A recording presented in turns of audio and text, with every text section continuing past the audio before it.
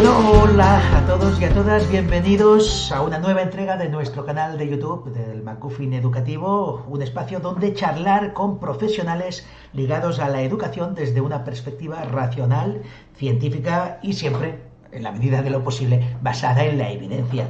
Hoy, siento repetirme, tenemos un invitado excepcional y sé que siempre lo digo, es así, pero es que hasta el momento siempre ha sido así. Y hoy contamos con la presencia de Pascual Gil, joven profesor de Historia del Arte y Geografía en secundaria y bachillerato, especialista en historia antigua sobre el Bajo Imperio Romano, tema apasionante, sin duda alguna, y especialización además para la que se está sacando ahora mismo el doctorado. Doctor Gil, en breve. Pero si en algo a nivel público trasciende la figura de Pascual, es en su condición de tuitero, cosas veredes. Pascual, y es que mediante el Twitter, Pascual denuncia día sí y día también las triquiñuelas de la mal llamada innovación pedagógica y su apego muchas veces por las pseudociencias.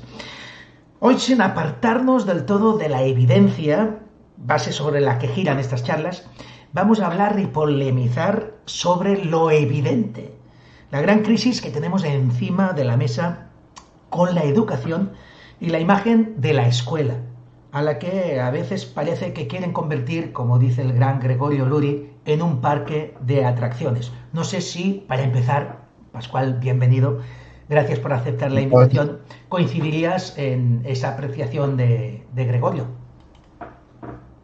Sí, además leí el libro de Gregorio Luri y lo cierto es que sí, ahí yo creo que si todavía no se ha convertido realmente en un parque de atracciones es por la resistencia que está encontrando muchas veces desde los propios profesionales, desde los docentes, que no quieren realmente que lo que fue una institución ilustrada encargada de democratizar el saber entre los llamados a ser ciudadanos, se termine convirtiendo en un parque de atracciones donde todo sea lúdico y donde no se sabe realmente muy bien hasta qué punto se va a aprender y se va a enseñar allí. Y entonces, sí, en ese caso sí coincide en que hay una intención de convertirla en un parque de atracciones. Pero todavía no. Todavía resistimos, Todavía no. La pregunta casi va ya, vamos a saber la respuesta, pero quiero oír cómo la explicas y la desarrollas.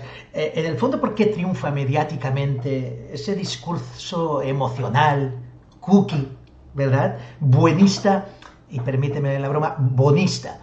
Ya sabes a quién me refiero. ¿Opinas que entre el profesorado se trata de una mayoría o somos los que pensamos los diferentes, los que formamos parte de ese mito, a veces en política, que es la mayoría silenciosa? ¿Cómo lo ves? Sí, yo creo que no es que en realidad yo en los claustros en los que he estado, tampoco llevo tantos años, pero los claustros en los que he estado, los profesores a los que he conocido, los compañeros con los que he entablado conversaciones, con los que he entablado debates, charlas, yo sí que me he dado cuenta de que no hay una mayoría de profesionales, de docentes que se crean sin crítica, es decir, que no filtren, mejor dicho, que no filtren este tipo de discursos. Saben que en esos discursos hay buena parte de lugares comunes, buena parte de verborrea vacua, vacía, que rascas un poquito y resulta que no hay nada, ¿de acuerdo? Que muchas veces son artificios retóricos que suenan muy bien, son bien sonantes, se basan, digamos, se agarran muchísimo al clavo ardiendo de lo políticamente correcto y nadie realmente quiere en público cuestionar lo que al principio suena como lo políticamente correcto, lo moralmente aceptable por la comunidad, pero en cuanto rascas un poquito y hablas con ellos, la mayoría te dice, vale, sí, esto está muy bien, o sea, como intención es estupendo, es utópico, es un horizonte, pero estamos en la realidad del aula cada día. La cotidianidad es que tú entras en un aula con 30, 28, 30 alumnos, tienes que enseñarles lo mejor que puedas y tienes que atender a todos esos alumnos y no puede ser que nos quedemos siempre en esa parte mística, metafísica de todo es el empacho del arcoíris, ¿no? Todo es bonito, la paz universal del universo y todo estupendo. No creo que haya una mayoría de profesores que realmente se trague eso. Pero entonces, vamos a lo siguiente y a lo obvio. Si hay una mayoría que no traga con eso, ¿cómo puede ser que el discurso preponderante, yo diría ya discurso único, que ya se vende de cara a los medios, sea el contrario? A mí me parece a veces, no sé si estás de acuerdo, Pascual, en que se ha convertido en una pseudo religión, todo esto del constructivismo pedagógico, casi es como una religión, y el que se salga de ese mensaje políticamente correcto del que hablabas, comete herejía automáticamente, y eso acongoja a no pocos profesionales. Yo me he encontrado muchas veces en las redes gente que leyendo pues sobre evidencias o con otros profesores que hacen una crítica como la haces tú, que dicen, por fin alguien con el que puedo hablar y puedo expresar lo que me callo en el claustro porque no me atrevo. Es que parece que todo el mundo en su silencio otorga. Totalmente, claro, el silencio siempre otorga, y yo creo que es también porque precisamente no hay un debate en el seno real de los docentes. O sea, el debate no está entre docentes. No. El debate, claro, porque las administraciones, los medios no están siendo realmente imparciales o asépticas. Claramente se están poniendo de parte de un discurso, están potenciando solo un discurso, están dando como referentes a los docentes solo cierto tipo de posturas, ¿de acuerdo? No le suelen dar un premio al mejor profesor, al profesor que diga que hay que ir a clase a aprender, hace falta disciplina, hace falta esfuerzo, los contenidos son importantes, el saber tiene que estar en el centro del proceso de aprendizaje.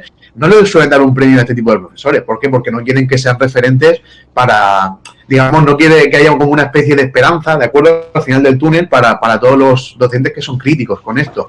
Entonces yo creo que la fuerza que está teniendo este discurso unívoco, monolítico, viene porque realmente de donde se fundamenta, donde se consolida este discurso, es en las propias administraciones y en los poderes fácticos, ¿no? En periódicos, en bancos, en publicidad, en todo.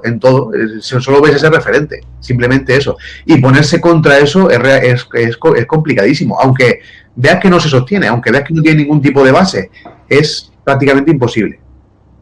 Terrible, una situación bastante terrible. La verdad es que en todas las discusiones sobre educación, como dices, desde la administración, quien menos voz tiene es al final el profesional que va a estar impartiendo en el aula, aquello que decimos vulgarmente, está pisando el aula y conoce y se enfrenta a una realidad que difiere mucho de muchos de esos planteamientos que se hacen desde la administración, ¿no te parece?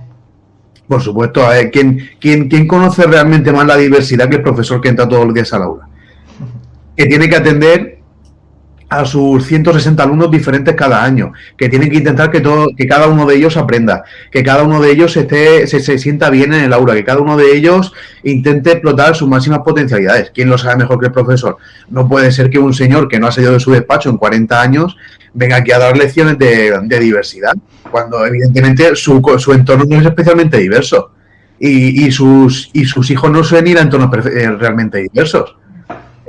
Muchos van a entornos diversos en cuanto a color de piel, pero no a diversos en cuanto a tamaño de la cartera. Ahí todos son homogéneos, ahí todos son bastante. Al final es la homogeneidad que importa, la del tamaño de la cartera. Esa es la homogeneidad que importa.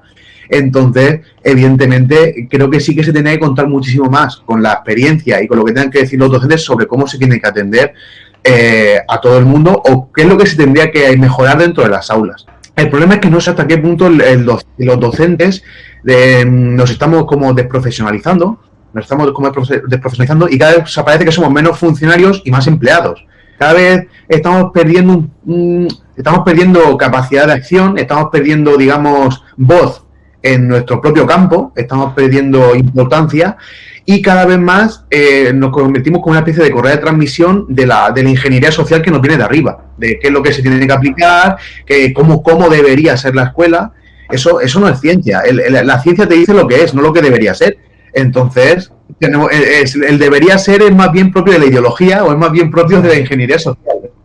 Bien, Pascual, completamente de acuerdo contigo. En esto del papel del maestro, ¿no crees que las diferentes leyes educativas que se han ido sucediendo de manera seguida en estas últimas décadas no han ido diluyendo ese papel clásico del maestro y hoy nos encontramos en que hasta la profesión de maestro ya no es la de maestro, tiene que ser otra cosa. Nos han desposeído, es decir, cuando yo entré en magisterio del año 92, lo hice con una imagen y una idea de lo que era ser maestro.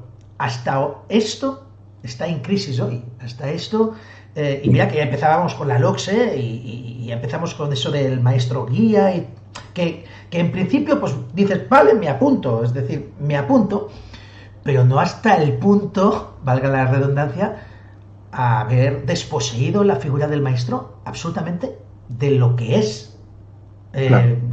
Clásicamente, ¿no? ¿Cómo claro. ¿Cómo recuperamos esa figura del maestro? ¿Crees que es recuperable o ya hemos entrado en una fase de no retorno? Ya cruzamos el Rubicón. Aquí yo sí que le vincularía la crisis de la función del maestro, va vinculada, hay que ampliar un poquito el foco, va ampliada a la crisis de la función de la escuela. Cuando la escuela ya no se considera un centro democratizador del saber, evidentemente se pone en cuestión la función del señor que está o la señora que está trabajando dentro de esa función, como es evidente. Cada vez hay más gente que cuestiona que a la escuela se va a aprender, por lo tanto, que la escuela es un centro de saber, y si eso se cuestiona, se tiene que cuestionar la función de la persona que trabaja dentro. ¿Por qué se cuestiona esto? Porque claro, estamos inmersos en una sociedad totalmente cada vez más licuada, ¿verdad? Más líquida, en una sociedad en la que decir verdad o decir disciplina o decir rigor o decir esfuerzo crea urticaria en la gente que se pone la etiqueta incluso de progresista, ¿de acuerdo? Entonces, si la escuela era algo sólido, donde se aglutinaban, se mejoraban, donde se transmitían los saberes, los cimientos, humanidad había acumulado, y eso se pone en cuestión los grandes discursos, se ponen en cuestión incluso, me han llegado a pasar en Twitter compañeros blogs sobre que cuestionan las matemáticas que las matemáticas son opresoras. Claro, la biología es opresora, la Edad Media es opresora, todo es constructo social, tiene alguna intención, y claro, si la sociedad pierde solidez, le va a pedir a su escuela que pierda solidez, y al profesor le van a pedir que cambie su función. Es una cadena, y claro, como el objetivo ya no es formar ciudadanos sabios, críticos y autónomos, sino que es formar personas, individuos que se sientan bien, que estén bien, que se sientan bien. Es diferente. Por ver eso claro, está por ver. Que además está por ver. A la escuela se le va a pedir y al profesor que cambie su función. ¿Cómo se recupera? Yo creo que recordando cuál era la función original de la escuela, que la escuela no solo surge como una institución al servicio del modo de producción capitalista, del modo industrial, que no solo surge la escuela estatal para homogeneizar a la población a nivel ideológico, sino que la escuela también tiene una tradición ilustrada. La escuela también viene de la ilustración. La escuela también enseña historia, también enseña literatura, también enseña arte, también enseña filosofía, también tiene una parte de ética. La escuela también tiene una raíz ilustrada que no va encaminada a formar trabajadores o consumidores sumisos, sobre consumidores, sino que va encaminada a formar ciudadanos que tienen que ejercer sus derechos y sus obligaciones en la polis, ¿verdad? En la politeia de todos, de forma crítica y de forma responsable. Hay que recuperar esos discursos, hay que recuperar a Condorcet, al de la Ilustración, hay que recuperar a Le Pelletier, hay que recuperar a Voltaire, y hay que recuperar toda esa tradición ilustrada que también estaba dentro de la escuela. Porque lo que no podemos caer es en esa simpleza, de decir que la escuela solo estaba al servicio de la economía. ¿Me entiendes? No podemos, porque es que parece que la economía actual está poniendo la escuela a su servicio, criticando que antes estaba al servicio de otra economía. Entonces, no puede ser. No puede ser. No, difícilmente vamos a recuperar el papel del saber y de la emancipación de la institución escolar si hacemos caso a aquellos que la quieren condenar a ser subalterna a los designios del mercado económico y del mercado laboral. Yo creo que eso es lo que hay que hacer, es intentar recuperar esos discursos y hacerlos de nuevo mainstream, hacerlos de nuevo compartidos para todo el mundo. Que no solo se escucha una cosa. Exacto. Tú que eres historiador, conoces perfectamente la teoría del péndulo, ¿verdad? Claro. Me imagino que estamos en el extremo ya. Yo creo que ya estamos. Creo que ya va siendo hora de que vuelva para atrás un poco. Que vuelva para atrás un poco, ¿no? Sí. Ya sabes qué va a pasar. Al decir que vuelva para atrás, automáticamente Pascual Gil, incluso Albert, si alguien se precia, son fachas. Cuidadito con la palabra. Aquí en España, evidentemente, son fachas. O profesaulios. O gente que añoran el magisterio franquista, ¿verdad? Y todas esas cosas. No quisiera tampoco centrar el debate en cuestiones ideológicas, aunque, como bien has dicho, es inevitable hablar de ello.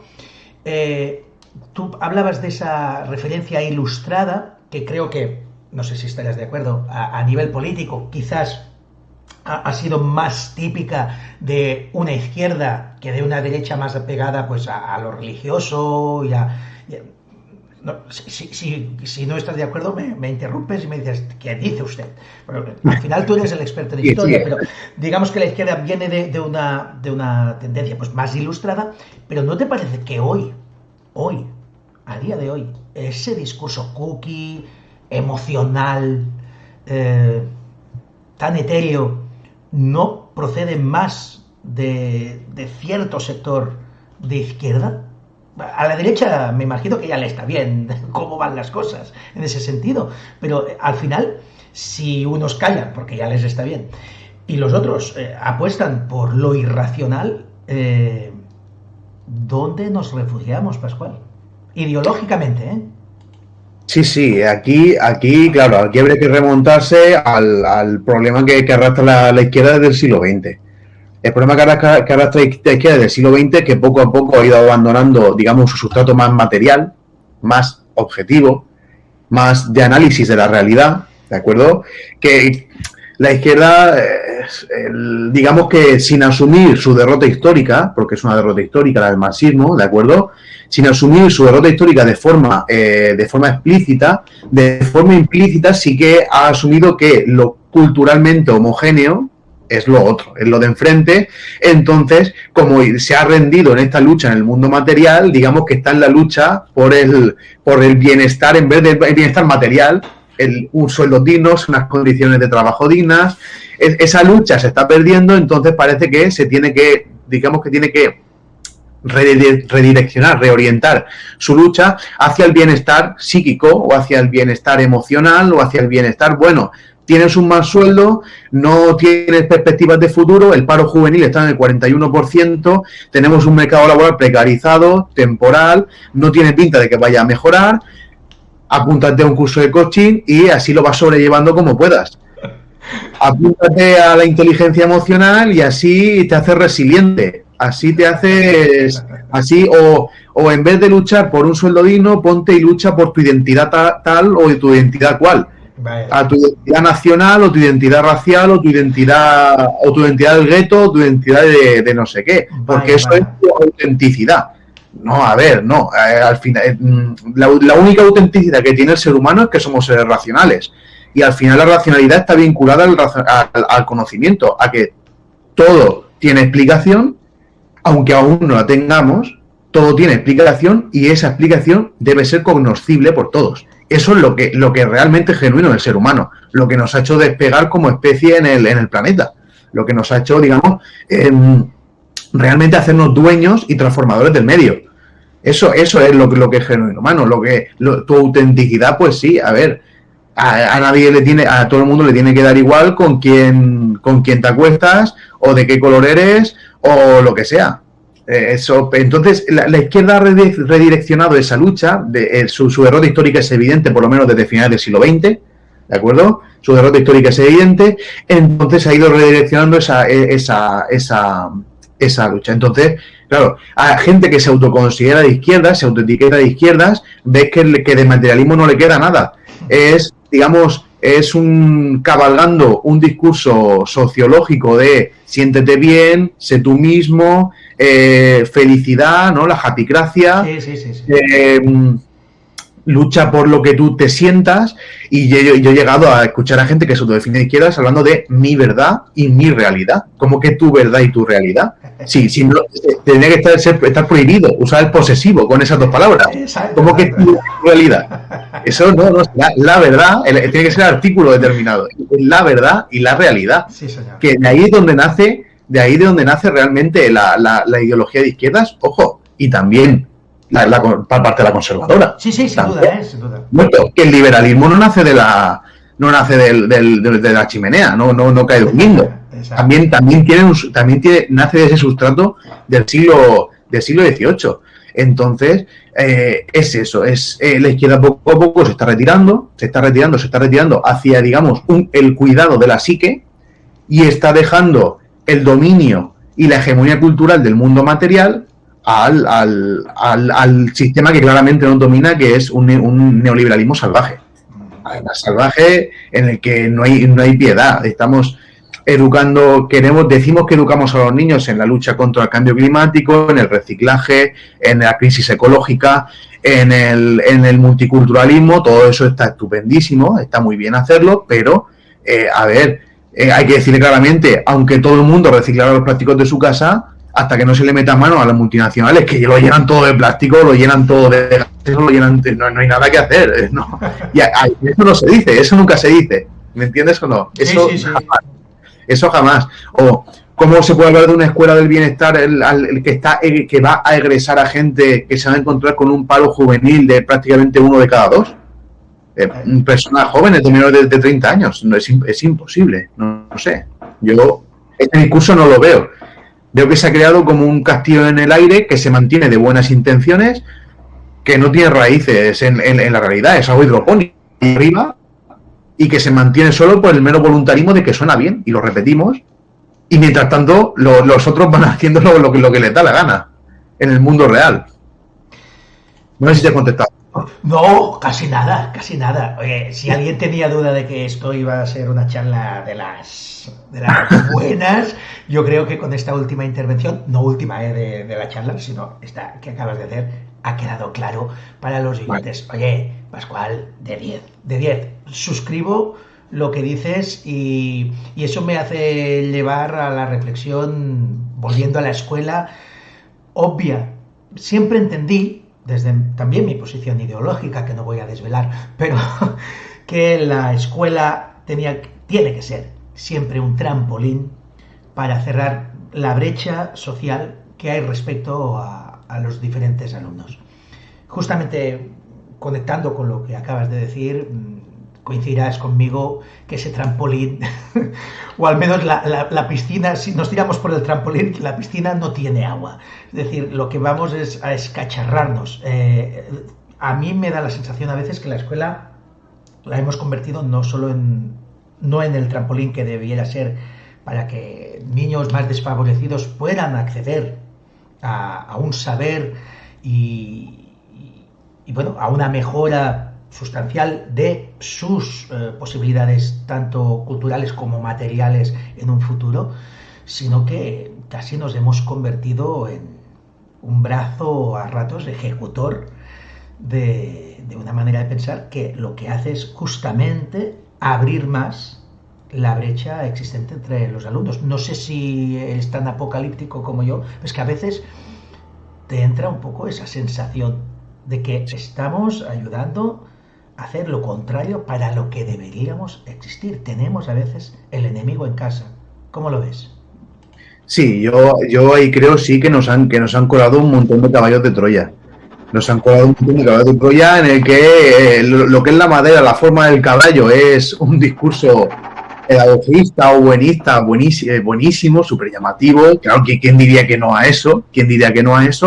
Pero dentro, en realidad, ¿no? lo esencial, lo nuclear, lo que nos están colando es una forma de desmontar poco a poco la función propia de la escuela, como bien dices. Poco a poco es de desmontar esa función que le es propia a la escuela.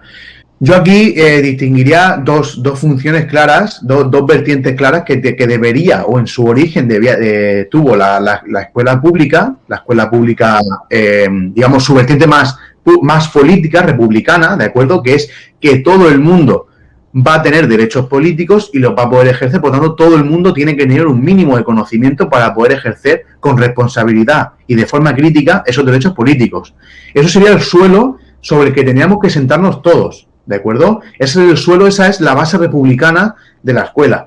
A partir de ahí también tiene una función que es pura meritocracia. ¿De acuerdo?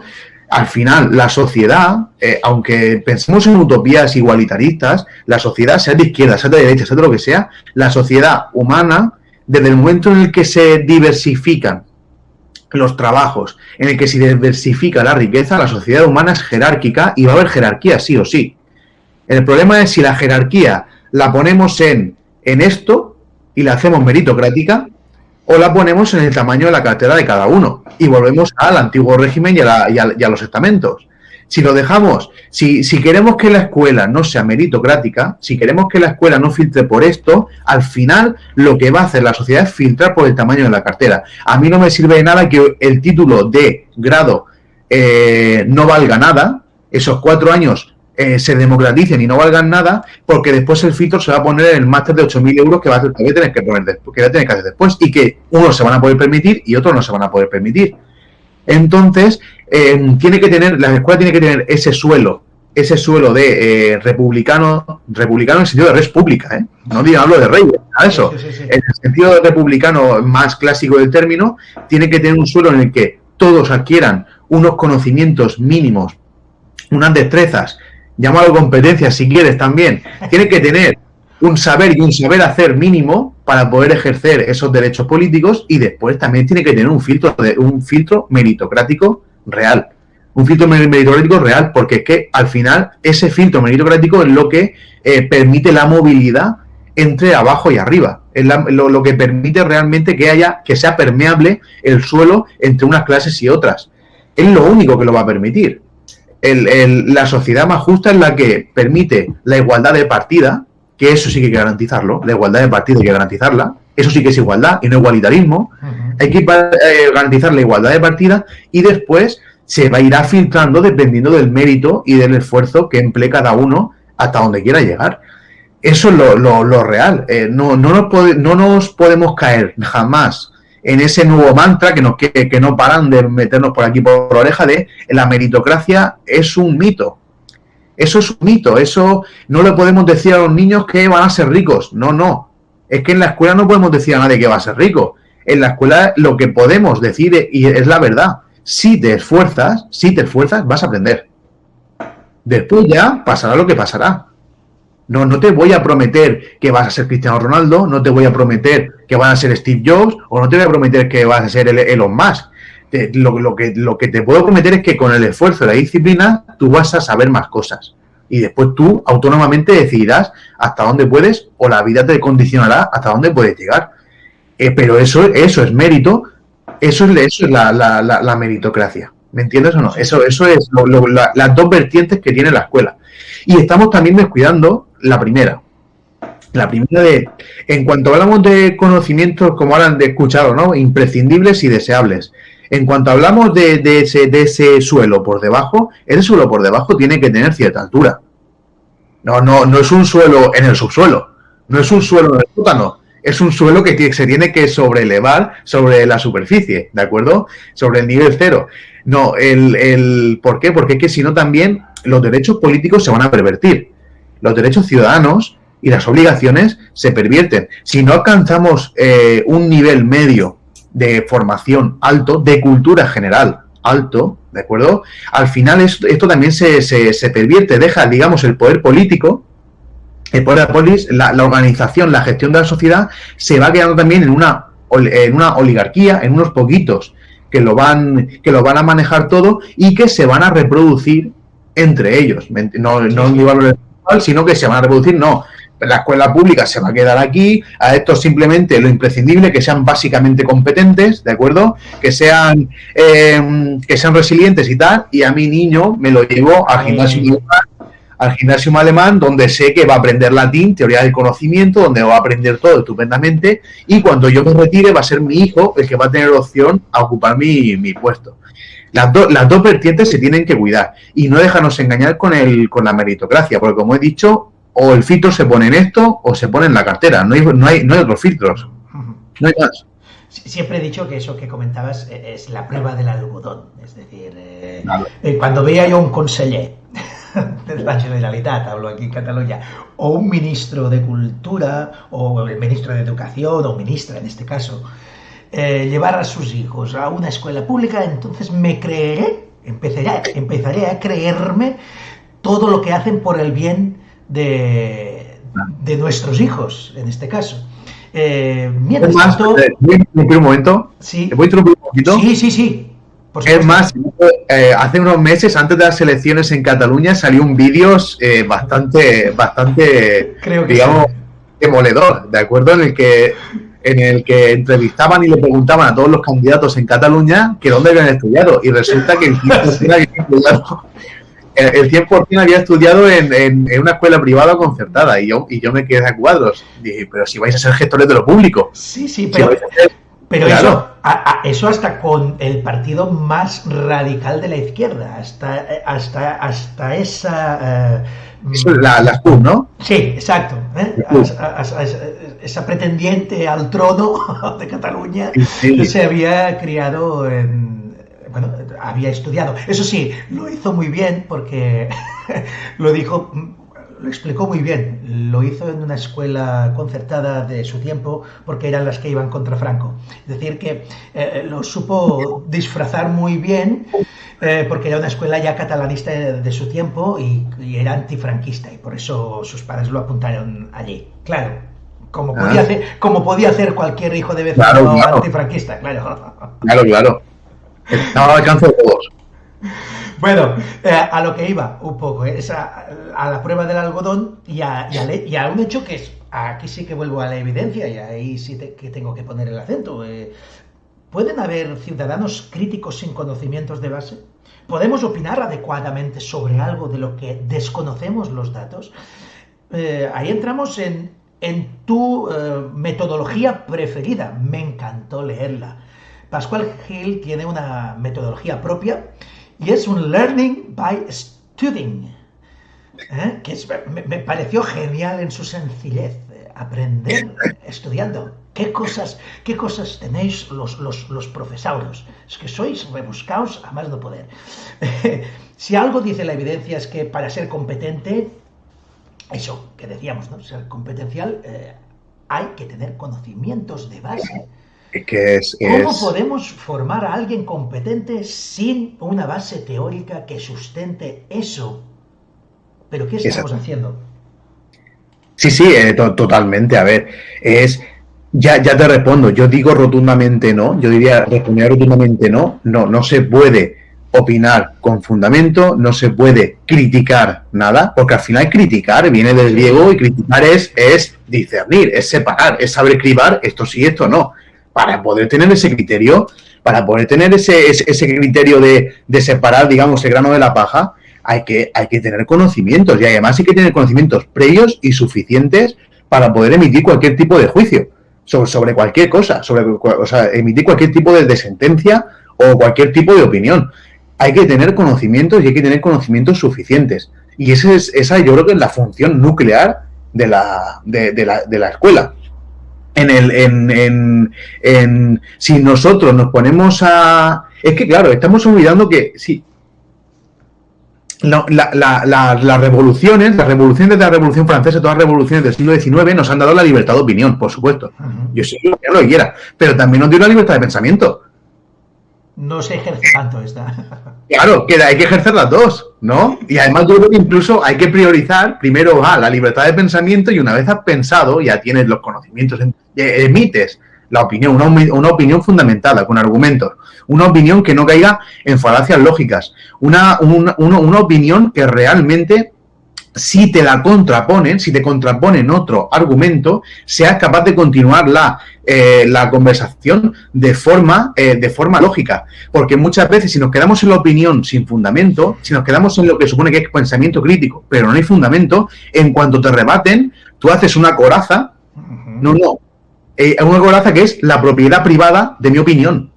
Y como es sagrada, sí, señor, no tengo ni por qué discutir contigo en cuanto me pones en apuros. Es que es mi opinión y punto. Y eso es como los americanos, ¿no? Fuera de mi jardín no te pego un tiro. Exacto. Fuera de mi jardín. No es tu jardín. Digamos que es el mundo, y el mundo tiene que ser racional y tiene que ser lógico.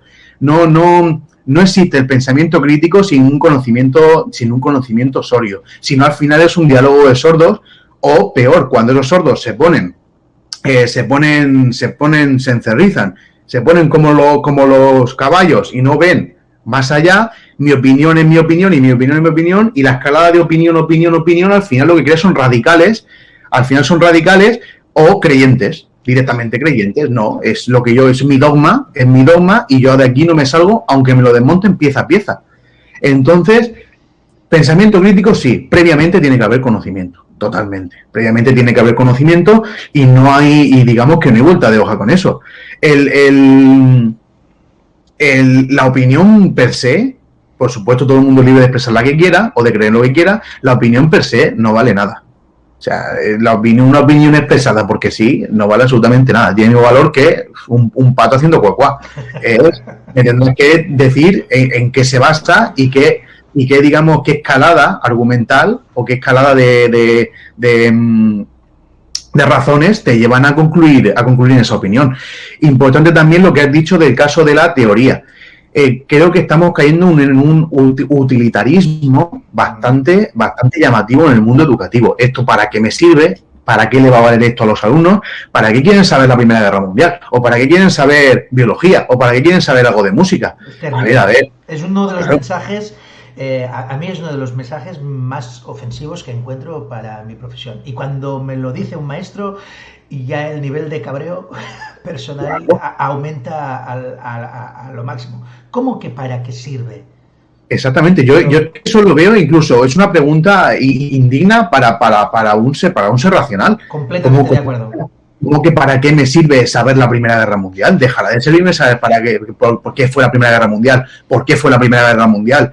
¿Qué causas hubo antes de la Primera Guerra Mundial? ¿Qué elementos fueron los que dieron pie a esa masacre? O a esa, al final, una guerra tonta.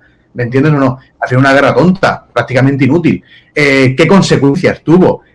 ¿Por qué dio pie después a los totalitarismos del periodo de entreguerras? ¿Cómo que no te va a servir? Eso, como decía Aristóteles, ¿no? Al final, la inutilidad más útil es el saber por sí mismo. Esa es la inutilidad más útil de todas, ¿de acuerdo? Es la que te hace consciente. Cualquier saber, si está contrastado, por supuesto, claro. Si está contrastado, cualquier saber te hace más consciente tanto del entorno material que te va a condicionar como de la herencia cultural que te define. Es que caemos en un adanismo insultante, un adanismo que no respeta, ¿verdad? Lo que vemos más allá porque estamos a hombros de gigantes, ¿de acuerdo?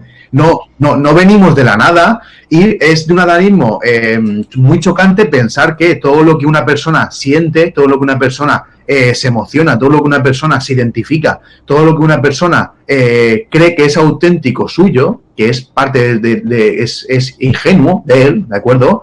Es ingenuo. En realidad olvidamos que estamos totalmente mediatizados por la realidad material que nos condiciona y por la herencia cultural que nos define, ¿de acuerdo? Todos no somos seres de luz que venimos ya hechos, que venimos de fábrica brillando, ¿de acuerdo? Que hemos venido a iluminar un mundo que vivía entre fuegos y oscuridades, ¿de acuerdo? Antes que yo nada, ¿no? Antes que yo nada. Es como lo que dicen los adolescentes, ¿verdad?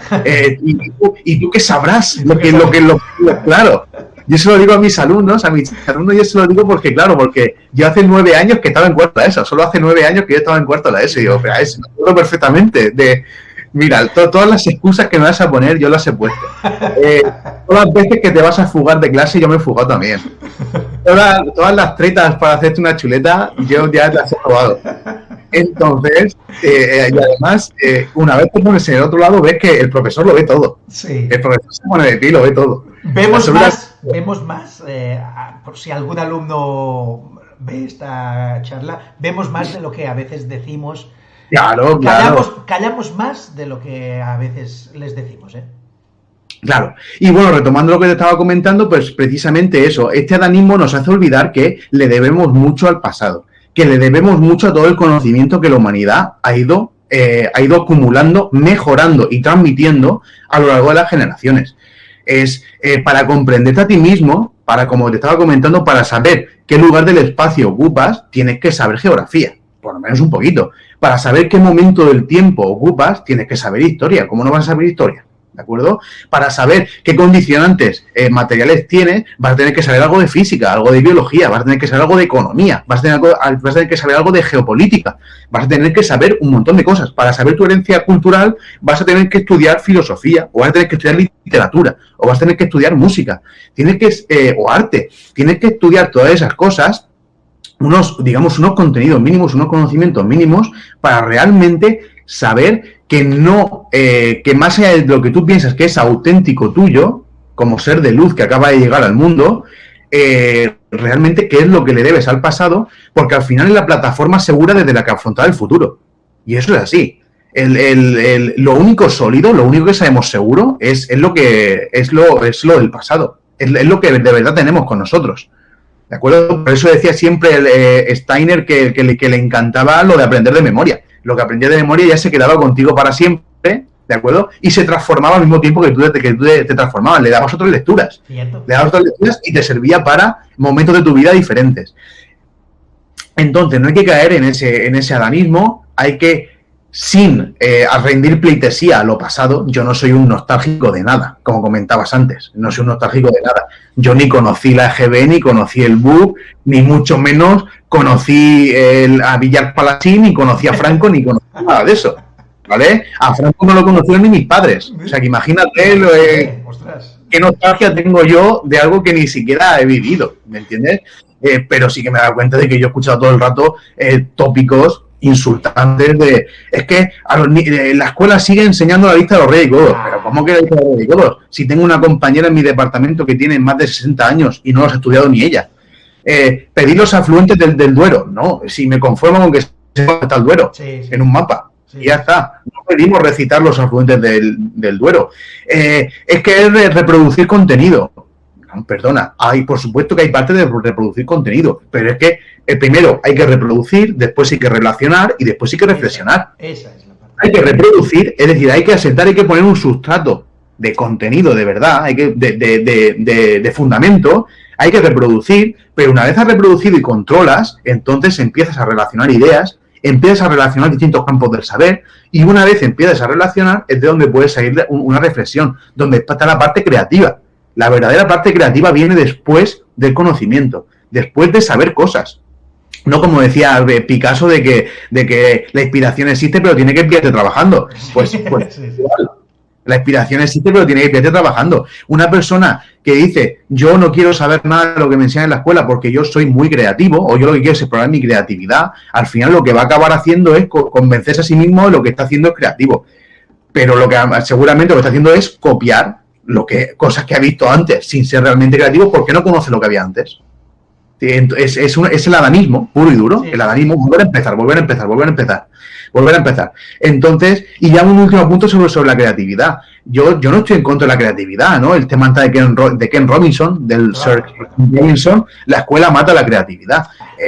A ver, la creatividad, cualquier mundo que tú puedas imaginar, cualquier mundo que tú puedas crear en tu mente, al final coincide en sus fronteras, todas sus posibilidades de expansión, coincide al final con lo que tú guardes en tu memoria y con el lenguaje que domines. Nadie inventa nada que no tenga ya en la cabeza. Eso está más claro que el agua. Es como, es que qué creativo que ha inventado los aliens. No, los aliens son ranas con más patas y al final lo que hemos hecho es hacer un pastiche para crear algo nuevo de lo que ya sabemos. ¿Me entiendes? Uh-huh. La creatividad, cualquier mundo que tú puedas crear, coincide con los límites de tu memoria y tu lenguaje. Cuanto más tengas la memoria y más lenguaje domines, más potencialidad creadora, creo yo. ¿no? Digo, vamos, no lo sé. No, es así, científicamente. Es que además la ciencia apoya esa visión. De hecho, Claro. es la única que hay. Es decir, Claro. no podemos basar sobre la nada el conocer o saber algo. Me has hecho recordar una frase también de Paco de Lucía que decía: pasarse 12 horas diarias tocando la guitarra en mi tierra le llaman tener duende. Claro. Lo cual lo hablé con Alberto Rollo en su momento, el que es músico excelente, y entendía perfectamente. Es decir, ¿cómo puedes llegar a ser creativo musicalmente sin unos conocimientos previos de música, ¿no? Se hace como complicado el asunto si no has pasado horitas y horitas de instrumento, y eso cualquiera que toque un instrumento sabe a qué me refiero. Hablabas de esos efectos, eso que decíamos de la utilidad de los conocimientos que nos sirven y tal, y a veces también caemos en ese error de la inmediatez del resultado. Queremos que un niño de 7 años sea creativo con todo, o con 6. Oiga, no, va a ser la acumulación, como decimos, de conocimientos, y la interrelación que haga entre esos conocimientos lo que va a poder hacer de ese niño, de esa niña, alguien creativo en un momento dado. Por tanto, tampoco deberíamos caer en ese fast food ya de lo he enseñado y ya tienen que saberlo. Oiga, no, tranquilidad. Tenemos que entender que, a ver, escolarizados nos pasamos unos cuantos años de nuestra vida. Tenemos tiempo y es un proceso.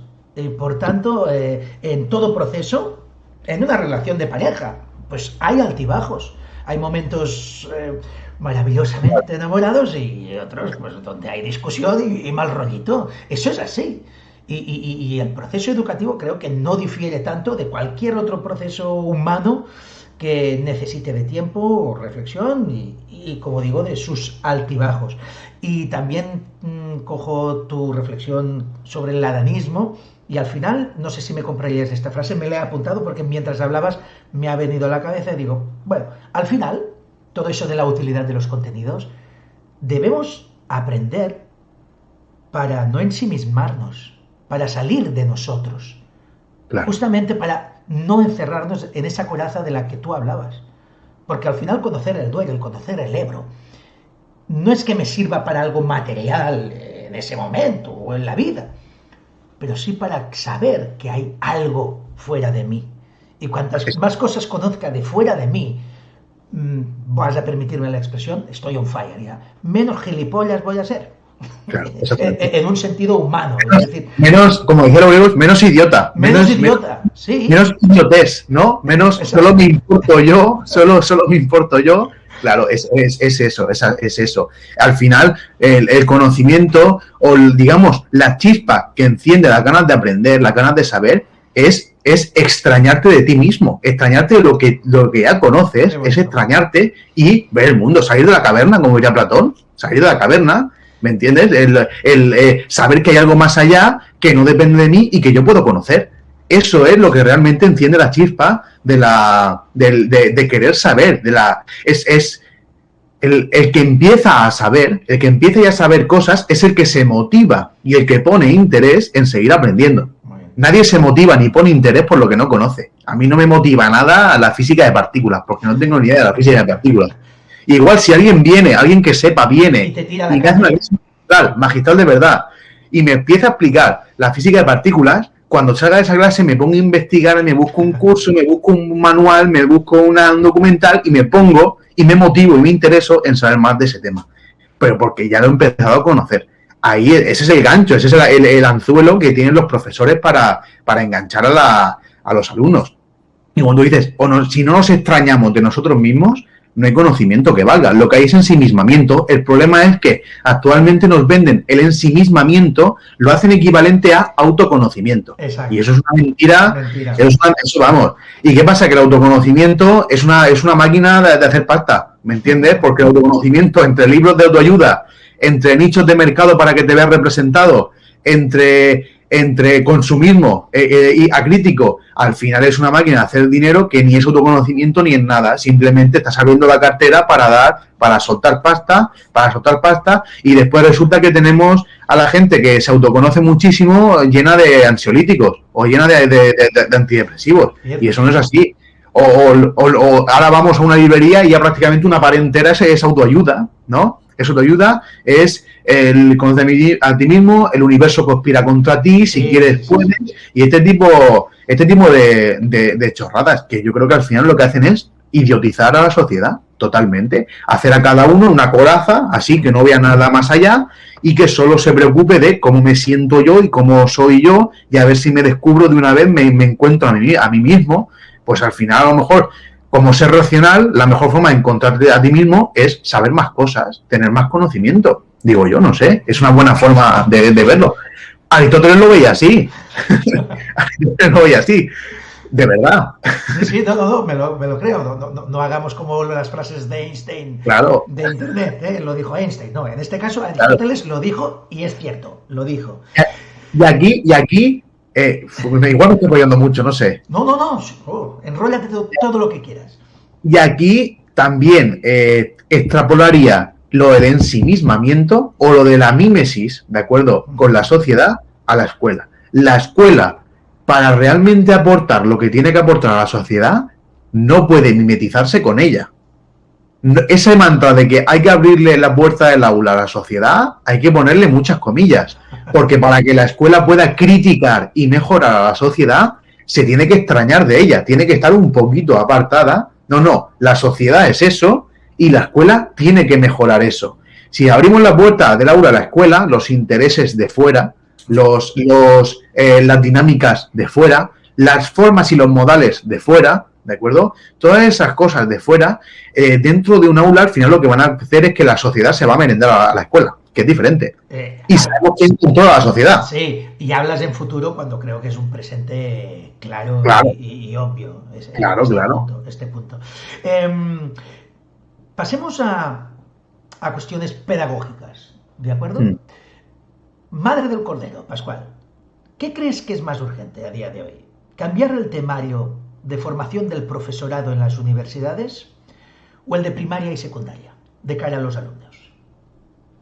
Yo ahí creo que, si bien el currículo siempre tiene que estar abierto a mejora, a racionalización, me refiero al currículo de primaria y de secundaria, de bachillerato.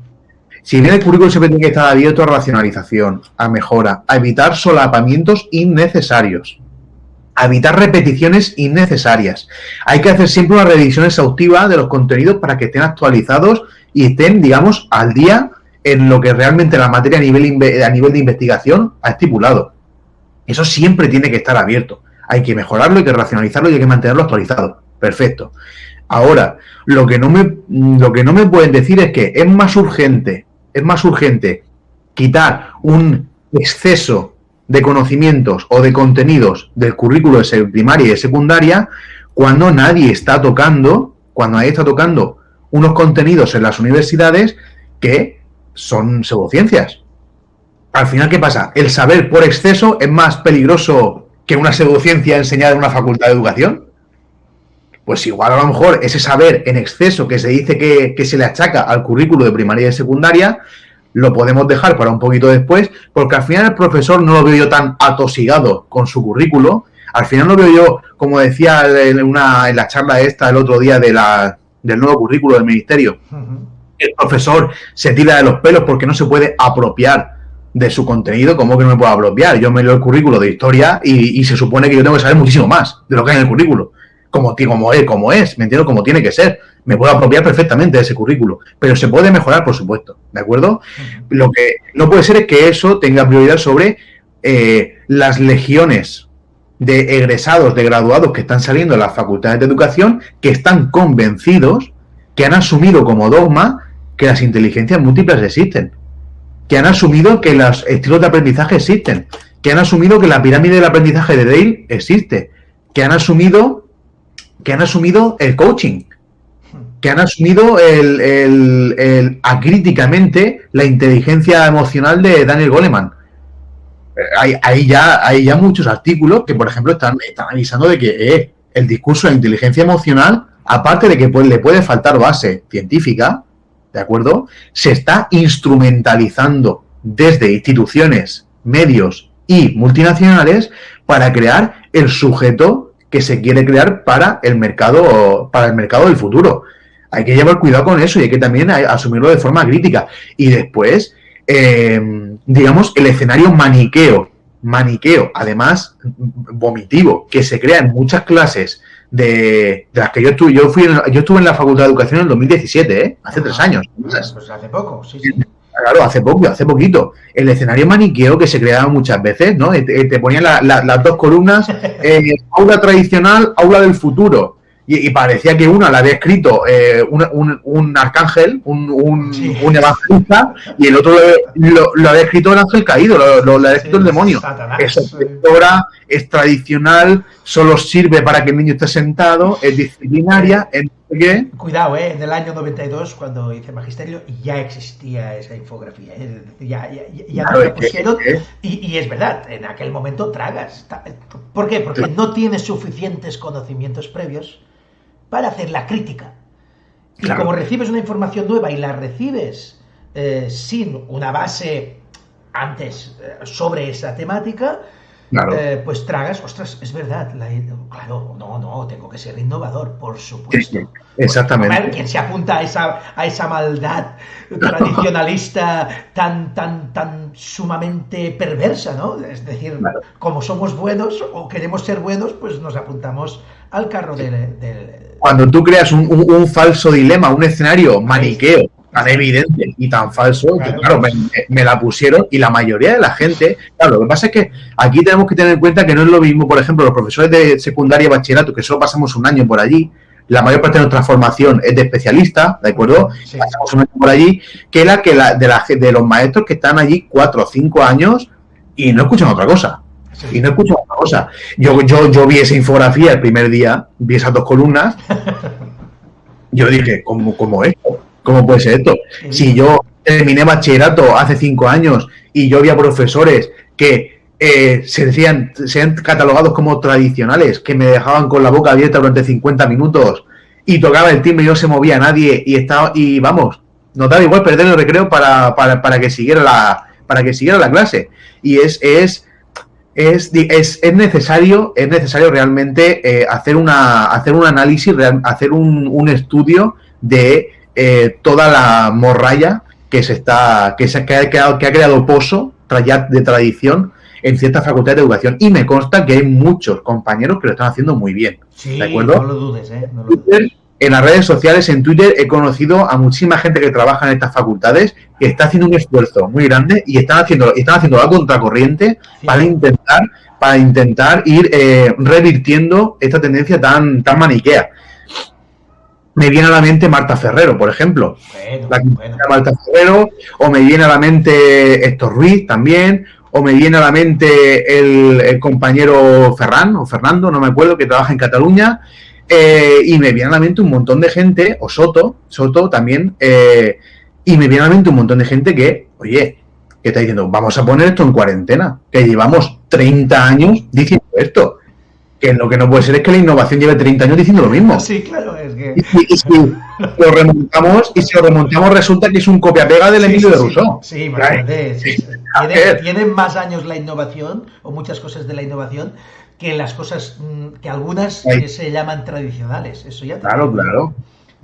Y entonces creo que sí que hay que revisar todo esto y que realmente la pedagogía se empiece a parecer a la ciencia que dice ser. O por lo menos se base en mayores evidencias y no en ocurrencias. A mí no puede ser que aquí me viene un señor que en su instituto probó hace 2 años una metodología que escuchó en un seminario en Francia, y como le ha ido bien, es la nueva panacea. Es la nueva panacea, se puede aplicar a todos los contextos, con todo tipo de alumnos, a toda la diversidad, a todos los niveles, o peor aún, a todas las materias, porque al parecer ahora también hay ciertas metodologías que se pueden aplicar a todas las materias. Sí. Eso hay que moverlo también en cuarentena. Perdona.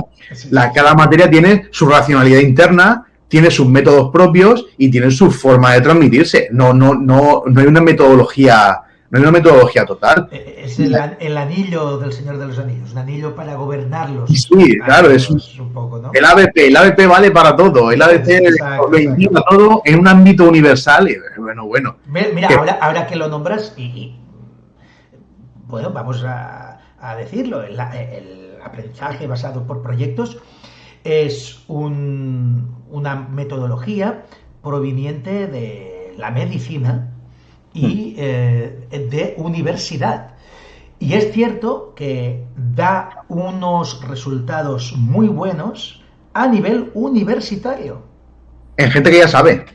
Exacto, por encima de la instrucción directa. Hasta entonces, la instrucción directa continuamente en todas las pruebas e investigaciones le da una paliza que ni te explico. Y es que para hacer un buen trabajo por proyectos hay que tener mucho conocimiento previo que te permita, lo que decías, filtrar, analizar, hacer conexiones adecuadas para llegar a unas conclusiones y crear tu propio conocimiento, es decir, irlo creando a medida que lo vas descubriendo, pero a partir siempre de unos conocimientos previos sólidos. Por tanto, el aprendizaje por proyectos es una muy buena metodología para edades o niveles culturales muy altos. Oye, a nivel profesional, Pascual, sí. Permíteme dos preguntas. Una me interesan las dos, ¿eh? Una va a ser más de nivel sálvame, de acuerdo, más chafardera, ¿vale? Dime. Empiezo por la chafardera, va, y luego ya termino con la profesional, y así que lo dejamos en alto, ¿vale? ¿Cómo es una clase de Pascual Gil? Se lo pregunté a Juan Fernández en la última entrevista y me parece que es una pregunta que es obligada siempre que tengo un maestro, un profesor delante. ¿Cómo es una clase de Pascual? Pues, y perdón por la intromisión. No, nada, ya ves tú. En verdad no es nada del otro mundo. A mí las clases se me pasan voladas. A mí las clases parece que me duran 2 minutos. Se me pasa rapidísimo. Yo siempre empiezo las clases con un repaso general. Siempre empiezo las clases con todo lo que hemos visto anteriormente, hago un repaso. Eso te apoya la evidencia completamente. Tendría que ser obligado siempre empezar con un repaso general de lo que se ha dado anteriormente. Fantástico. Anteriormente. Dedico 10, 12, 15 minutos si hace falta de la clase a repasar todo. Empiezo desde preguntas más generales, repaso general para todas las clases. Sí. Empiezo con preguntas un poquito más generales para que vayan entrando, para que, bueno, sí, los procesos más generales, las líneas maestras de lo que hemos visto hasta ahora, y poco a poco voy ajustando las preguntas hasta ver hasta qué punto de detalle han retenido los alumnos, hasta qué punto han aprendido. Que al final resulta que escuchan y aprenden mucho más de lo que creemos que aprenden y escuchan. Eso es completamente de acuerdo. Totalmente. Una vez termino ese repaso, que además suele ser, y lo digo claramente, suele ser muy exitoso, ¿de acuerdo? Los alumnos aprenden mucho más y relacionan mucho más de lo que podría parecer. Lo que pasa es que, claro, hay que preguntarles, ¿de acuerdo? Hay que preguntarles. Por eso siempre empiezo con el repaso. Una vez termino el repaso, empieza, digamos, la clase normal, empieza la explicación y voy intercalando la explicación conforme voy avanzando con diferentes materiales, ¿de acuerdo? En todas las clases, como mínimo, siempre intento que haya análisis de fuentes, porque estamos en historia, claro, análisis de fuentes, sobre todo fuentes primarias, análisis de fuentes entre todos, leemos los textos, entresacamos el sentido del texto, identificamos la idea principal y después jerarquizamos ideas secundarias. Entendemos el texto, sabemos lo que dice, lo contextualizamos y vemos qué sentido tiene el texto en el momento en el que se dijo, que es lo que se quería transmitir. Pues eso, en la explicación intercalo análisis de fuentes, sobre todo fuentes primarias, intercalo el comentario guiado y análisis de gráficos, sea lo que sea, de población, de baja ser una guerra, pirámides, ¿de acuerdo? Por ejemplo, inversión en I+D o inversión en armamento, por ejemplo, la Primera Guerra Mundial, la gráfica de inversión en armamento les encanta, ¿de acuerdo? Porque ven como Alemania estaba pidiendo la Primera Guerra Mundial a gritos. A gritos, ¿no? Estaba pidiendo a gritos, estaba invirtiendo miles y miles de millones de marcos en armamento Identificamos distintas gráficas, intercalando con la explicación, gráficas de sectores, gráficas lineales, gráficas mixtas, pirámides de población, como he dicho. Gráficas, también analizamos muchas viñetas, las viñetas les gusta mucho, además vinculan mucho el contenido, el conocimiento que tienen que aprender con la viñeta en particular, ¿de acuerdo? Por cómo se mueven o cómo se visten los personajes de la viñeta o las caricaturas, identifican clases sociales, ¿de acuerdo? Siempre, por ejemplo, se aparece un señor gordo con un frac y con un sombrero, pues evidentemente ese es el capitalista del siglo XIX, siglo XX, ¿de acuerdo? Que aparece sentado en su fábrica o se sale el dinero de los bolsillos, ¿de acuerdo? Bueno, lo que nos pasa a todos, sí. Claro. Analizamos estos dibujos, caricaturas, cuadros también, para intentar meter ahí también la historia del arte que identifiquen a los personajes, cuadros o con personajes de retrato, me refiero, o con episodios históricos destacados, ¿de acuerdo? El fusilamiento del 2 de mayo, de Goya, por supuesto. Ese Goya. Todo esto se va intercalando cuadros, mapas, también muchísimos mapas que aprendan sobre todo a nivel espacial a situarse y saber interpretar, por ejemplo, un mapa bélico, o saber interpretar la leyenda, me refiero, claro. Sí. Un mapa de coropletas, o un mapa de tramas, o un mapa político, o como he dicho, un mapa bélico. Por ejemplo, el plan Schlieffen, el mapa del plan Schlieffen le gusta muchísimo, el plan Schlieffen de la Primera Guerra Mundial, que pasan por Bélgica para atacar a los alemanes. Enseguida lo ven. En cuanto han analizado 4 o 5 mapas al principio del curso, después los leen y los interpretan como si fuera eso, como si hubieran hecho comiendo pipas, ¿de acuerdo? Y al final ellos mismos se dan cuenta de que saben, de que sí que poco a poco están acumulando conocimientos. Ese conocimiento tiene sentido, ese conocimiento lo pueden aplicar para dar explicación al elemento nuevo que tú les pones delante, ¿de acuerdo? Y ellos mismos se van dando cuenta. Y nada, empiezo con el repaso. Esto es la clase tipo. Después, claro, pues un trabajo. La clase tipo empieza con ese repaso de 10-15 minutos, de lo más general a lo más particular, a ver hasta qué punto han interiorizado lo que tienen que aprender. Avanzamos un poquito más en el contenido con todo este material, textos, mapas, gráficas, viñetas, cuadros, todo metido en lo que es el núcleo de la clase, y después dejo los últimos 5 minutos, por lo general, para hacer un resumen, para hacer una síntesis de lo que se ha visto ese día, ¿de acuerdo? De lo nuevo. Muy bien. De lo nuevo. Hacemos una síntesis con las ideas principales, con las líneas maestras de lo que hemos visto ese día, y ya lo dejamos para el próximo día. Y si hace falta, pues sí, mando ejercicios para casa. ¡Ay, qué malo eres! Sin ánimo de torturar a nadie, ¿Cómo se te ocurre, por Dios? Ni de constreñir emocionalmente a nadie, pero si hace falta, si yo veo que hace falta reforzar algo, sí que mando cosas para casa, por supuesto. Bueno, es la parte perversa de Pascual Gil, que también existe y está ahí. Bueno, hay que decir, yo aprovecho siempre para colar, ¿no? Deberes, ese clásico problema que tenemos encima de la mesa también en la discusión. Bien, en primaria no son tan efectivos, no tienen una eficacia demostrada. Ahí podríamos entrar, que es bueno que entren en cierta dinámica, por supuesto, de trabajar, de hacerlos, pero hay que hacerlo con mucho criterio y con pequeñas dosis para que vayan cogiendo más una manera de hacer y una actitud, ¿de acuerdo? Luego en secundaria es indispensable los deberes si queremos utilizar una buena arma de buen refuerzo, porque ahí sí que muestran eficacia. Como no, deberes pues pensados para trabajar lo que hay que trabajar, no aquello de echar horas y horas y horas en casa, porque eso evidentemente no es ni humano. Ahí quizás faltaría a veces, aquí hablo como padre, porque claro, yo no estoy en secundaria, pero sí que he echado en falta con mis hijos cierta coordinación, que imagino que es dificilísima, pero coordinación en el volumen de... Para ponderar un poquito, claro. ¿Sabes qué pasa? Que en primaria eres el tutor. Entonces tienes muy dominado la carga digamos, de trabajo extra que puedes mandar a casa, porque prácticamente las asignaturas, casi todas, las haces tú, menos el de música, el de educación física. Y no hablamos ahí de deberes, lógicamente. Y el de inglés, que puede caer alguna cosilla, todas las demás asignaturas corren a tu cargo, ¿no? Como tutor. Entonces, puedes dominar mucho más. En secundaria, quizás, ahí, oye, permítemelo, ¿eh?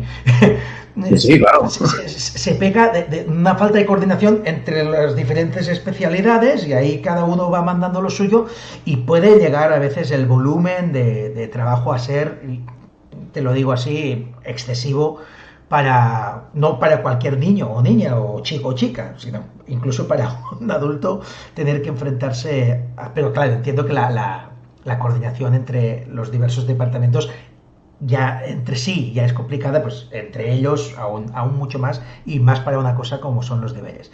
De todas maneras, es un punto sobre el que reflexionar y está genial. Creo que se está en ello, ¿eh? Y también creo que se está en ello porque yo sí que he notado una bajada en la carga de trabajo desde que yo estudiaba, por ejemplo. Desde que yo estudiaba, que hace como te he dicho, hace 9 o 10 años que estaba en la ESO. Desde que yo estudiaba sí que he notado una bajada, ¿de acuerdo? Yo sí que recuerdo, sobre todo asignaturas, digamos, con mucho contenido que se veía todos los días, asignaturas como lengua, matemáticas o ciencias sociales, geografía, historia o ciencias naturales. Esas 4 asignaturas sí que todos los días te llevaban a casa una cantidad que tampoco estoy de acuerdo en eso, como bien dices. Evidentemente, el niño tiene que salir y por las tardes tiene que respirar y tiene que jugar y tiene que sus cosas, y como si quiere estar mirando el techo. Pero el niño también tiene que hacer otras cosas, como es lógico. Tiene que tener derecho a aburrirse si quiere. Exactamente. El aburrimiento es una fuente de creatividad y de ensimismamiento positivo maravillosa. Y no les permitimos aburrirse. El tiempo ocioso sale el negocio, ¿no? Exacto. Pero fíjate que vivimos en una sociedad donde está prohibido aburrirse. Todo tiene que ser o emocional o divertido. O te tienes que emocionar a cada momento, a todo lo que hagas, y tienes que ser feliz y divertido o divertirte en todo lo que hagas. Y eso para mí es, aparte de malaltís, que decimos en catalán, enfermizo, poco realista y fuente, luego creo, de muchos de los problemas que queremos evitar. Los acabamos creando queriendo vomitar de eso. Aburrirse, yo me acuerdo de pequeño aburrirme y me encantaba aburrirme. Ya sé que parece un sinsentido, pero de ese aburrimiento, de esos minutos de aburrimientos, surgía la idea de hacer algo para no aburrirme.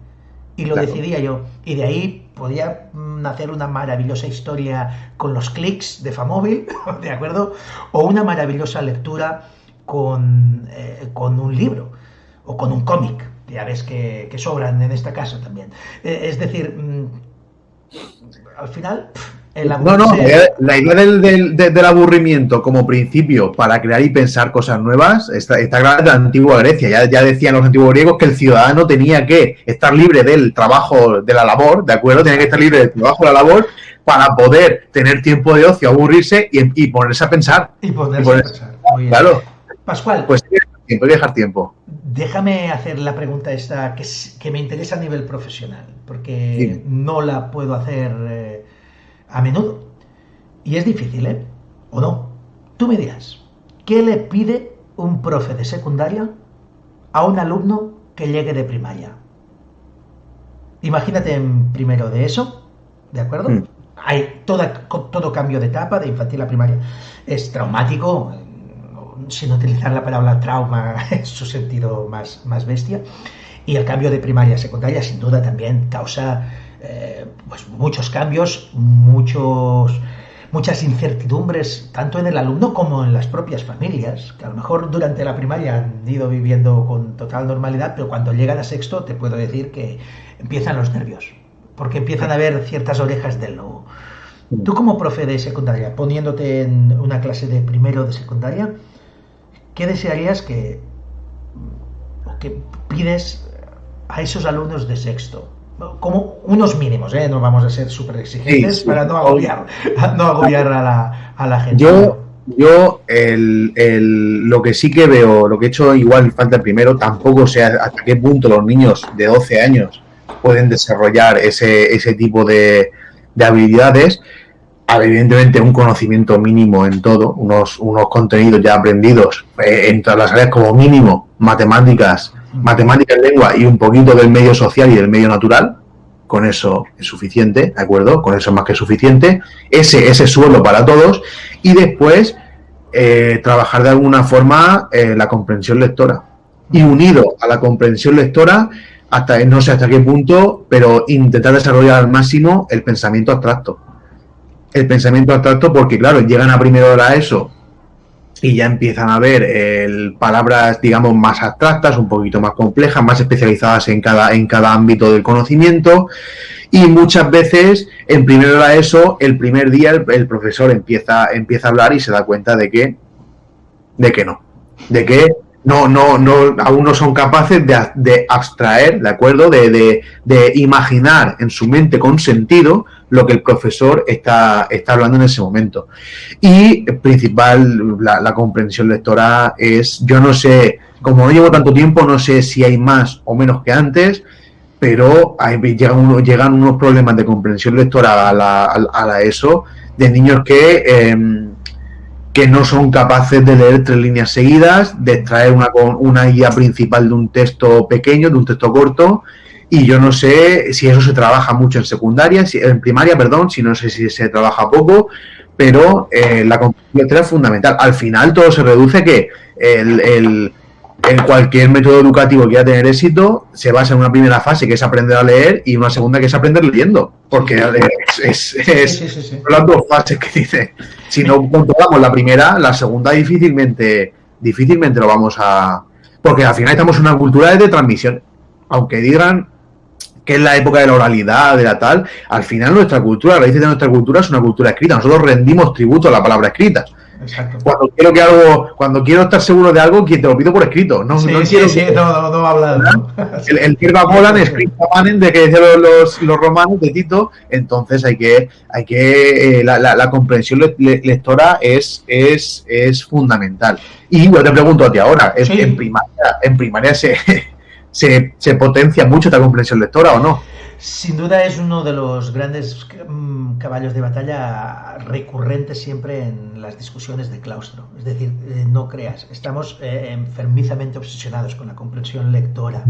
Y es verdad que hoy los chicos y chicas tienen un enemigo con el que nosotros no contábamos, que es el aparatito rectangular que llevamos en el bolsillo, ¿verdad? Y que nos muestra y que nos roba tiempo, vida y bueno, tiene muchas consecuencias a nivel cognitivo y tal, pésimas. No es una excusa, Tú decías si se trabaja mucho la comprensión lectora. Sí, sin duda, y creo que tendríamos que enfocar más a si tendríamos que trabajarla mejor, que es otra... Ahí es donde entra la pedagogía, la didáctica. Si tendríamos que trabajarla mejor, a veces haciendo un poquito menos, pero haciéndolo mejor, sin duda tendríamos más resultados.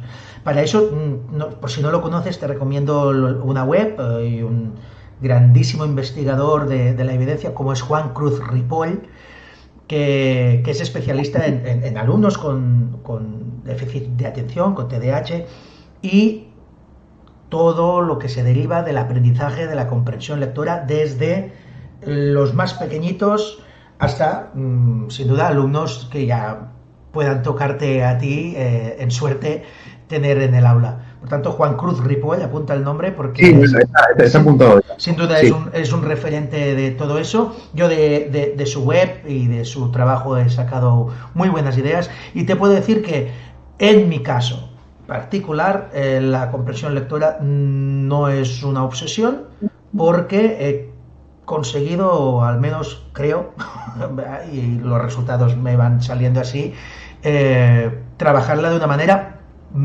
eficiente y sin duda, hombre, le doy porque le doy importancia. Trabajamos comprensión lectora cada semana, prácticamente, yo diría que sí, cada semana, pero sobre todo me interesa mucho que se conozca cómo hay que afrontarla. Y hay un paso en la comprensión lectora que obviamos muchas veces en primaria, se obvia.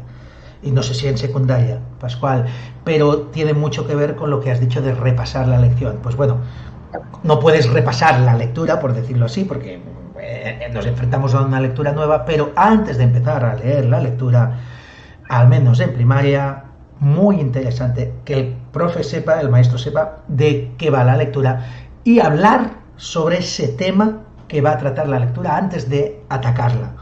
¿De acuerdo? Y un segundo paso que se hace.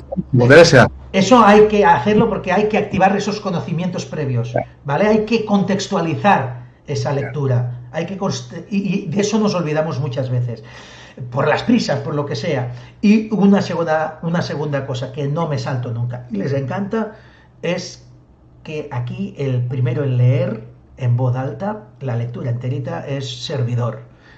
Lo que decimos, hacer un modelaje, para que vean la expresividad del texto.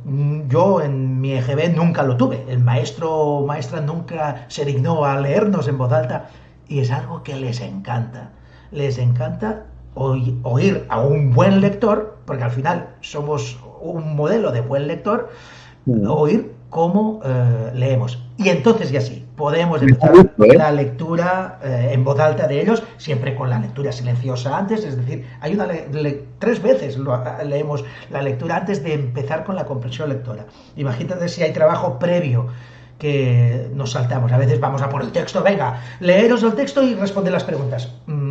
Al menos en primaria esto tendríamos que pausarlo un poco más.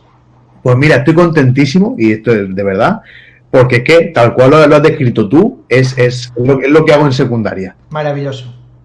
Es actualizar. Hablo muchísimo, por ejemplo, de la época del imperialismo, ¿no? Las causas del imperialismo del siglo XIX, el reparto de África, que se consideraba una idea científica y filosófica que la raza negra era inferior a la raza blanca, ¿de acuerdo? Hablo muchísimo de esto y después pongo un texto y lo primero que hago es leerlo yo en voz alta, con sus puntos, sus comas, sus entonaciones, ¿de acuerdo? Sus pausas, y al final son ellos los que me lo piden cuando pongo otro texto, y a mí por lo que sea a lo mejor se me pasa leerlo, ¿de acuerdo?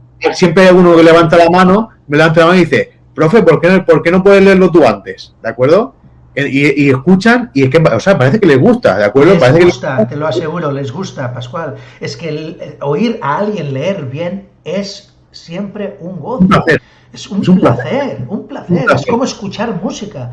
Es decir, y hay que poner todo ese empeño en eso, y somos modelos de eso, somos modelos de conducta, somos modelos de educación, somos modelos de decir buenos días, buenas tardes, por favor, gracias, somos todo eso, pero también somos modelos culturales, y si somos buenos lectores, somos buenos escritores. A ver, no vamos a ser Cervantes tampoco, pero no se trata de eso. Para ellos somos un modelo muy bueno de lo que, o deberíamos serlo, de cómo hay que escribir ortográficamente, de cómo hay que escribir de manera redactada, pues, con toda la formación de frases adecuada, y por supuesto con la lectura y la entonación en voz alta, que es tan bonita cuando se hace bien. Exactamente. Pues ahí yo creo que pues lo hacemos muy bien. Entonces, si todo el mundo trabaja así en primaria, estupendo. Si todo el mundo lo trabaja así en primaria, estupendo. Y lo que te iba a comentar también de la primaria es que no sé hasta qué punto, a lo mejor es que parece que te estoy dando a tirar entrevista, pero es que tengo interés. Recuerda que el concepto de esto es entrevista-charla, es decir... Vale. Por supuesto, el protagonista eres tú, ¿eh? Y eso siempre por delante, pero es que cuando os oigo hablar, pues, ostras, es que estáis hablando también de lo mío, entonces, pues... Claro. El tema de la memoria en primaria ha llegado a un punto también de demonización, como se está viendo ya en secundaria, ¿o no? Bueno, por supuesto, es que yo creo que todo empieza por ahí. Yo creo que lo que hay es una infantilización constante y gradual. Es decir, lo que estáis viviendo en secundaria es lo que ya se vivió en primaria anteriormente. Es decir, lo que estamos haciendo es nos vamos primarizar la secundaria. Sí, igual que hemos infantilizado la primaria. Claro. ¿Entiendes? Es una consecuencia. Es que ya el problema se lo están encontrando en las universidades, teniendo que hacer algún tipo de minicursillo puente en algunas universidades para asegurar un mínimo de redacción y un mínimo Sí, de expresión. en muchos grados ahí ya están esos créditos, sí, esos créditos iniciales que son antes de empezar con lo que viene a ser la licenciatura, el grado, ¿de acuerdo? Sí. Antes de empezar el grado, para tener un mínimo precisamente de eso, de asegurarse de comprensión lectora, de redacción, un mínimo del uso de fuentes, de la bibliografía, un poquito de todo esto. Fíjate, para universitarios. Es decir, es que claro, el tema no es menor. Universitarios. No yo es que me quedo muerto cuando escucho lo del aprendizaje memorístico. Pero si no está en tu memoria, no has aprendido nada. No has aprendido nada. Es una cosa súper absurda. No sé. Y como tú habéis dicho antes también, lo de los referentes, también te quería comentar que yo creo que tiene que ser una obligación, realmente una obligación, que tanto los maestros como los profesores, todos los docentes, tuvieran un nivel alto de cultura general. O sea, para ser ese referente que tú estás comentando, para poder hablarle a los chicos de lo que sea, para poder hablarles de lo que sea, que vean que sí que no pasa nada, ¿de acuerdo? Que no pasa nada por saber cosas, por tener interés, que no pasa nada por tener digamos, un conocimiento profundo del mundo, por lo menos suficiente, que puedan tener ese tipo de referentes porque al final es mejor que imiten eso a que imiten a Maluma o imiten a Batman o imiten a lo tenemos jodidillo con ello, ¿eh? Lo tenemos jodidillo. Esto me ha llevado a mi infancia. Yo no hago nunca bandera de la vocación docente. Me parece que muchas veces se utiliza como un salvoconducto para todo. Yo, que soy maestro vocacional, no muevo la bandera de la vocación como explicación a nada, ¿no? Pero me ha gustado mucho lo que has dicho, porque me hice profesor por la admiración a determinados maestros que tuve en mi vida, don Alejandro, don Vicente, quiero nombrarlos, queda aquí escrito, y la imagen que tenía de pequeño era de seres poderosos, muy poderosos, pero de poder cultural, es decir, para mí era la imagen de lo máximo a lo que podía aspirar la sociedad, es decir, estaba convencido de pequeño, ingenuo yo, de que los maestros era lo mejor de la sociedad, lo más culto, lo más impresionante a nivel cerebral y de conocimientos, que ponían ahí, y solo podían ser aquellos escogidos los que estuvieran en el aula. Esa manera romántica y bonita es lo que me llevó a la vocación, a amar esta profesión. Solo espero estar a mitad de la altura de lo que don Vicente o don Alejandro, por ejemplo, fueron para mí. Y es eso, lo que has dicho, es que no es que tengamos que ser dioses, ¿no? No es mi pretensión, pero ¿cómo han cambiado las cosas, Pascual?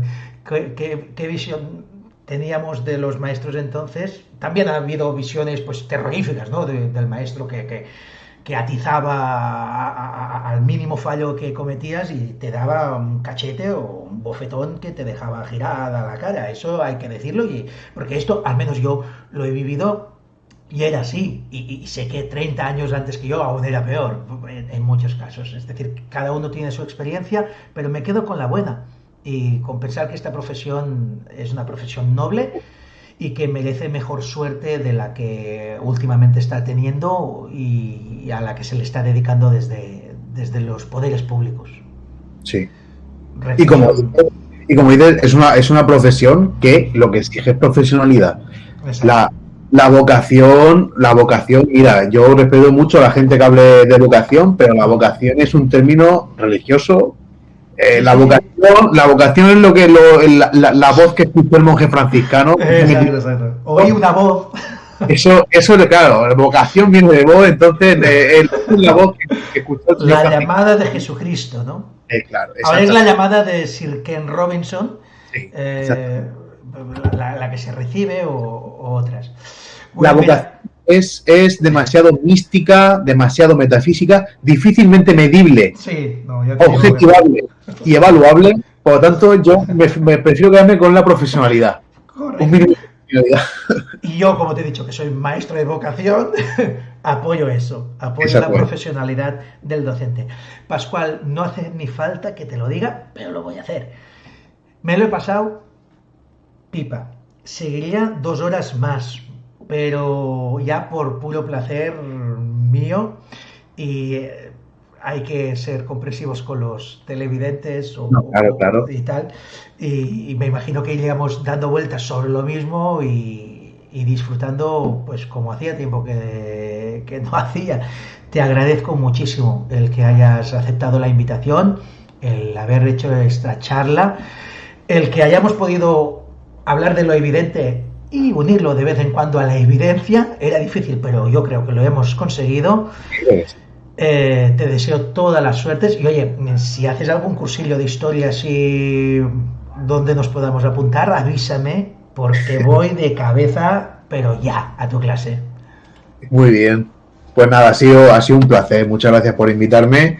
Ni me lo pensé cuando me lo planteaste. Vi que has hecho otras entrevistas a otros compañeros y digo, claro, por supuesto, con Reverter, ¿no? Sí, hay que ir, hay que ir. Con Reverter hay que ir. Y así también, pues la gente que en Twitter muchas veces o en otras redes sociales solo me ve, digamos, en mi fase más, o sea, en mi versión más tuitera, ¿no? Sí. A Twitter muchas veces se va a ser bruto,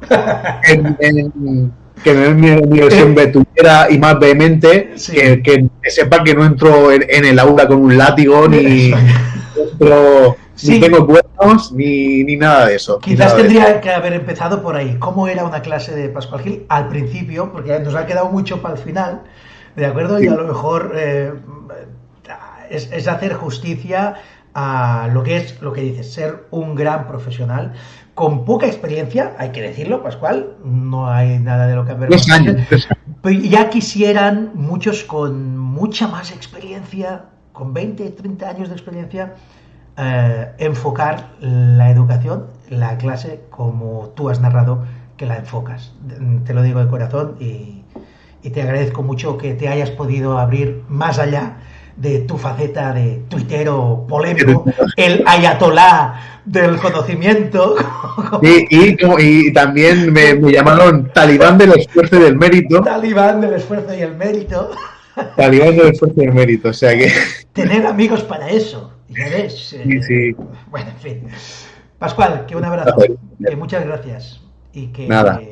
vosotros, si lo habéis disfrutado como la mitad de lo que lo he disfrutado yo hoy, pues ya sabéis que tenéis una cita en un próximo encuentro con charla, entrevista con alguien, pues también seguro que interesante, con cosas que decir sobre la educación basada en las evidencias. Hasta entonces, pasadlo bien, sed felices.